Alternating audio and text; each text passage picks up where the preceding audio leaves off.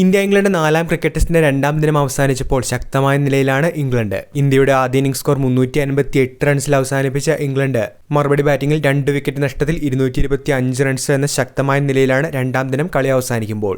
നാലാം ടെസ്റ്റ് പുരോഗമിക്കുമ്പോൾ ഇന്ത്യൻ സ്ക്വാഡിൽ നിന്ന് നിർണായകമായ ഒരു അപ്ഡേറ്റും ഇതിനോടൊപ്പം തന്നെ പുറത്തു വന്നിട്ടുണ്ട്. അതുകൊണ്ട് തന്നെ ഈ റിപ്പോർട്ടുകളാണ് വീഡിയോയിലൂടെ നിങ്ങളുമായി പങ്കുവയ്ക്കുന്നത്. വീഡിയോയിലേക്ക് കടക്കും മുൻപ് ആദ്യമായാണ് നിങ്ങൾ ഈ ചാനൽ കാണുന്നതെങ്കിൽ ഏറ്റവും പുതിയ ക്രിക്കറ്റ് അപ്ഡേറ്റുകൾക്കായി ചാനൽ ഇപ്പോൾ തന്നെ മറക്കാതെ സബ്സ്ക്രൈബ് ചെയ്തു വെച്ചേക്കുക.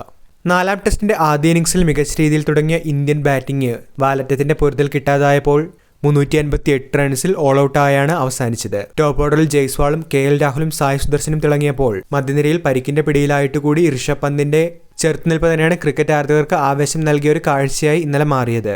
വയ്യായ്ക കണക്കിലെടുക്കാതെ ബാറ്റിംഗിനിറങ്ങിയ ഋഷഭ് പന്ത് 54 റൺസാണ് ഇന്നലെ ടീം ഇന്ത്യക്ക് വേണ്ടി നേടിയത്.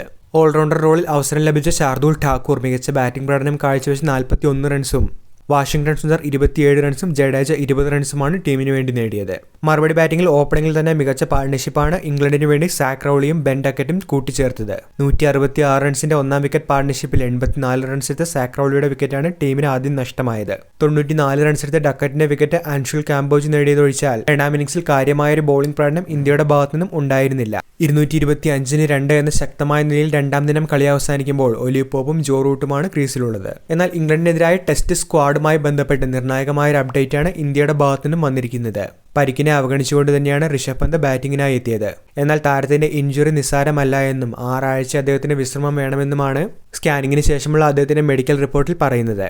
നേരത്തെ ഋഷഭ് പന്തിന് പരിക്കേറ്റ പശ്ചാത്തലത്തിൽ പകരക്കാരനായി ഇഷൻ കിഷനെ ചീഫ് സെലക്ടർ അജിത് കാൽക്കർ ബന്ധപ്പെട്ടെങ്കിലും അദ്ദേഹത്തിന് കാലിന് പരിക്കുള്ള സാഹചര്യത്തിൽ അതുകൊണ്ട് തന്നെ ടീമിനൊപ്പം ചേരാനായി സാധിക്കില്ല എന്നുമുള്ള റിപ്പോർട്ടുകൾ വന്നിരുന്നു.